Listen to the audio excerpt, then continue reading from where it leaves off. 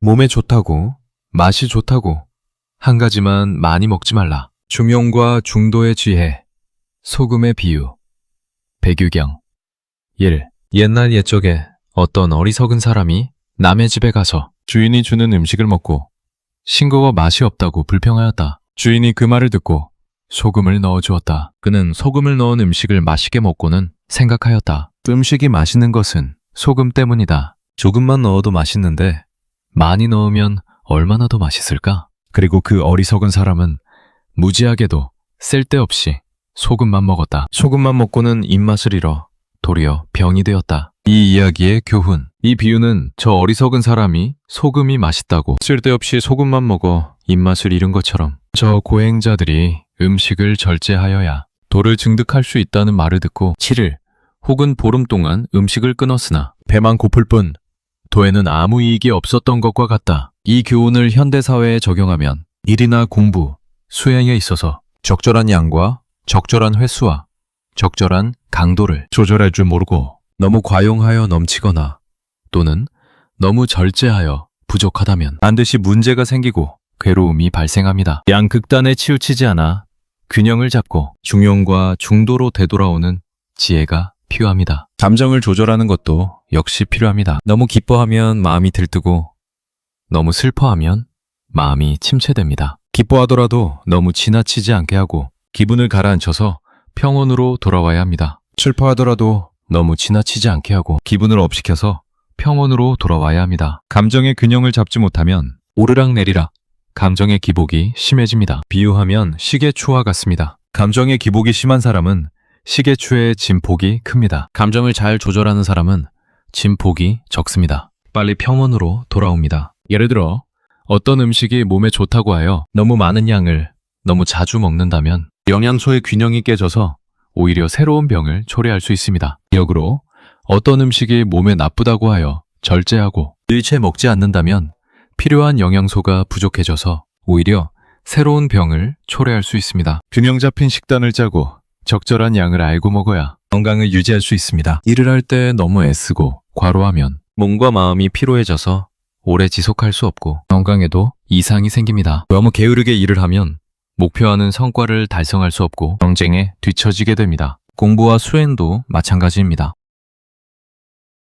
혹시 뭐 인생 치트키 같은 거 찾아보신 적 있으세요? 아, 인생 치트키요? 네. 뭐 예를 들면 이 영양제 하나만 딱 먹으면 모든 게 해결된다. 아, 네네. 네, 그런 거요. 아니면 뭐 이 공부법만 따르면 무조건 합격한다. 뭐 이런 이야기들이요. 아, 맞아요. 저도 모르게 자꾸 그런 걸 찾게 되더라고요. 뭔가 확실한 정답 하나를 딱 붙잡고 싶은 그런 마음인 것 같아요. 아, 정말 공감 가는 이야기네요. 복잡하니까 뭔가 딱 떨어지는 정답을 원하는 거죠. 맞아요. 그런데 오늘 저희가 살펴볼 자료가 바로 그런 만능 치트키를 찾으려다가 오히려 크게 다친 한 남자에 대한 이야기거든요. 큰 코 다친 남자요? 네, 아주 오래된 배규경이라는 경전에 나오는 짧은 비유인데요. 이 단순한 이야기가 어떻게 오늘날 우리가 겪는 뭐 번아웃이라던가 감정기복, 심지어 건강염려증 문제까지 관통하고 있는지 그 안에 담긴 중심 잡기의 지혜를 한번 같이 탐색해 보려고 합니다. 좋습니다. 중심 잡기라. 어쩌면 우리 모두의 모습일지도 모를 그 어리석은 남자의 소금 이야기 속으로 들어가서요. 이 정보의 홍수 속에서 우리에게 정말 필요한 균형 감각은 무엇인지 한번 제대로 파헤쳐보죠. 네. 이야기 자체는 아주 간단하다고 들었어요. 네, 아주 심플합니다. 옛날에 한 남자가 부잣집에 초대를 받았는데 진수성찬이 차려졌는데도 먹어보니까 뭔가 맛이 좀 2% 부족했던 거죠. 네, 2% 부족한 거예요. 그래서 주인한테 아니 음식이 좀 싱겁네요 하고 투덜거렸죠. 그랬더니 주인이 웃으면서 음식에 소금을 조금 쳐줬어요. 소금을요? 네, 그랬더니 맛이 확 살아나면서 와, 이게 기가 막히게 맛있어진 겁니다. 거기서 이제 이 남자가 엄청난 발견을 했다고 착각을 하는 거군요. 바로 그 지점이죠. 아, 이 모든 맛의 비밀은 바로 소금이었구나. 하하. 요만큼만 넣어도 이렇게 맛있어지는데 아예 소금만 잔뜩 먹으면 얼마나 더 맛있을까? 이런 생각을 한 거죠. 듣기만 해도 뒷목이 뻐근해지는데요. 그렇죠. 결국 이 남자는 집으로 돌아가서 밥도 반찬도 없이 오직 소금만 퍼먹기 시작했습니다. 네. 그 결과는 뭐 말씀 안 드려도 아시겠죠. 당연히 입맛은 완전히 버리고 몸은 망가져서 병에 걸리고 말았습니다. 이게 그냥 웃고 넘길 이야기가 아닌 것 같은데요? 이게 그냥 웃어넘길 이야기가 아닌 게 이 비유가 처음 향했던 대상이 당시 일부 수행자들이었거든요. 아, 수행자들이요? 네, 자료의 원래 맥락을 보면 깨달음을 얻으려면 욕심을 버리고 고행을 해야 한다. 이 가르침을 너무 극단적으로 해석한 사람들이 있었어요. 너무 극단적으로. 네. 그래서 일주일, 심지어 막 보름씩 아무것도 안 먹고 굶는 거죠. 아, 깨달음이라는 맛을 내려고 단식이라는 소금만 퍼먹은 셈이네요. 정확합니다. 비유가 아주 정확하세요. 하하. 하지만 그 결과는 깨달음이 아니라 그냥 굶주림, 그리고 쇠약한 뿐이었죠. 결국 소금만 먹은 남자랑 똑같아진 거네요. 본질적으로 다를 바가 없었던 겁니다. 그러니까 이 이야기는 소금이 나쁘다, 단식이 틀렸다, 이런 말이 아니에요. 그렇죠. 둘 다 잘 쓰면 좋은 거니까. 그럼요. 둘 다 적절히 쓰면 아주 유용하죠. 문제는 그것만 했다는 겁니다. 전체를 보지 못하고 한 가지 요소에만 집착하는 그 태도, 그 극단적인 태도, 그걸 경계하는 거죠. 방법이 좋다고 하면 그것만 그냥 정답인 줄 알고 올인하는 경향이 있잖아요. 운동이 건강에 좋다고 하니까 매일 4시간씩 하다가 관절이 나가고 맞아요. 어떤 주식이 유망하다고 하니까 전 재산을 넣었다가 힘들어지고요. 맞습니다. 그래서 자료에서는 중용 혹은 중도라는 지혜를 강조합니다. 아, 중용과 중도. 네. 근데 이게 단순히 어중간하게 중간에 서 있으라는 그런 소극적인 의미가 아니에요. 저도 약간 그런 느낌으로 알고 있었거든요. 오히려 지금 내 상황에 맞는 최적의 지점을 아주 적극적으로 찾아 나서는 감각에 가깝습니다. 자료에서는 이 감각을 유지하기 위해서 3가지를 늘 살펴야 한다고 말하는데요. 3가지요. 바로 적절한 양, 적절한 횟수, 그리고 적절한 강도입니다. 양, 횟수, 강도. 이 3가지가 균형을 잡는 기준점이 되는 거군요. 네, 그렇습니다.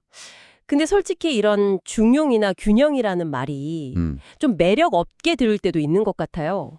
그럴 수 있죠. 열정적으로 한 가지에 미쳐서 끝을 보는 게 더 멋있어 보이기도 하잖아요. 그렇죠. 뭔가 극적인 게 있으니까. 네. 잔잔하고 안정적인 것보다는 좀 짜릿한 롤러코스터 같은 삶이 더 재밌지 않을까요? 아주 중요한 질문입니다. 많은 사람들이 그렇게 생각하죠. 그렇죠. 바로 그 지점에서 자료가 제시하는 시계추 비유가 아주 흥미롭습니다. 시계추요. 네. 감정 기복이 큰 사람, 즉 방금 말씀하신 그 롤러코스터 같은 삶을 사는 사람은 시계추의 진폭이 아주 큰 것과 같아요. 좋은 일이 생기면 하늘 끝까지 올라갔다가 나쁜 일이 생기면 땅 밑까지 꺼져버리죠. 네, 감정의 스펙트럼을 아주 넓게 쓰는 사람이죠. 문제는 그 과정에서 엄청난 에너지가 소모된다는 겁니다. 아, 에너지가. 네. 양극단을 오가느라 힘을 다 빼는 거죠.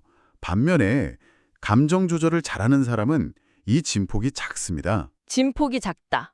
기쁜 일이 생겨도 마냥 들뜨지 않고 차분히 즐기고, 슬픈 일이 닥쳐도 세상이 끝난 것처럼 절망하지 않고 다시 중심을 잡을 힘을 남겨두는 거예요. 감정을 억누르라는 말은 아닌 것 같고요. 그럼요.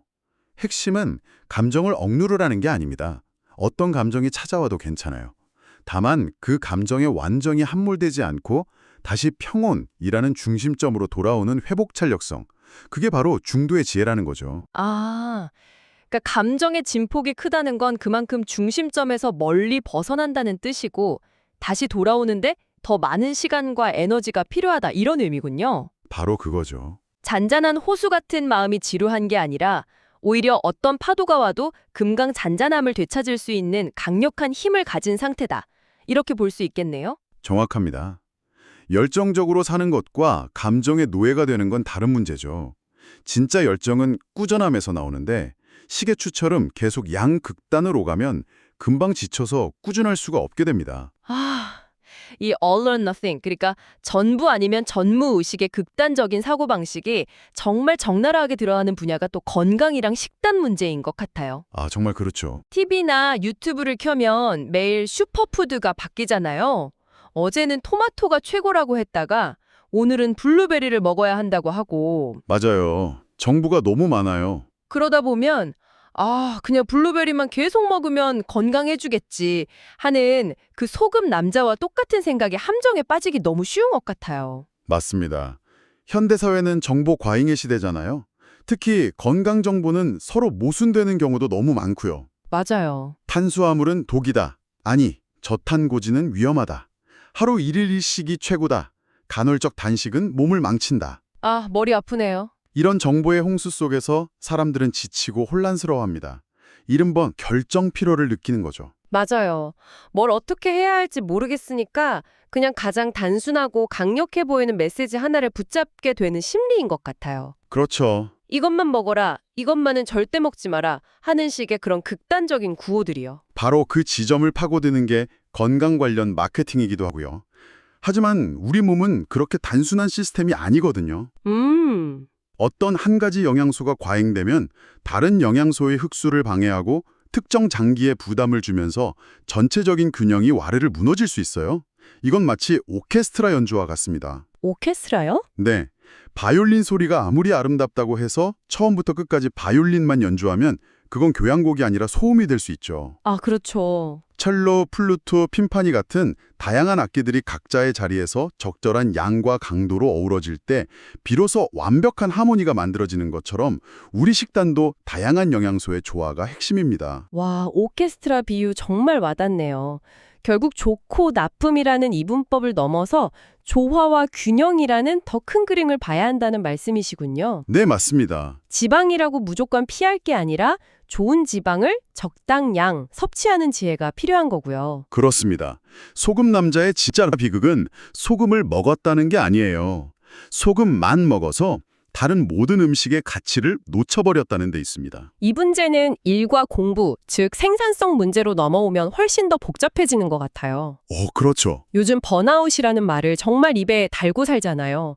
그런데 동시에 갓생, 허슬 문화라면서 자신을 극한까지 몰아붙이는 걸 칭찬하는 분위기도 분명히 있고요. 네, 양쪽에 다 있죠. 이 양 극단 사이에서 어디에 서야 할지 정말 헷갈립니다. 그게 바로 현대인들이 겪는 딜레마죠. 자료의 관점에서 보면 허슬 문화는 장기적으로 지속 불가능한 소금만 퍼먹는 행위에 가깝습니다. 단기적으로는 엄청난 성과를 내는 것처럼 보일 수 있어요.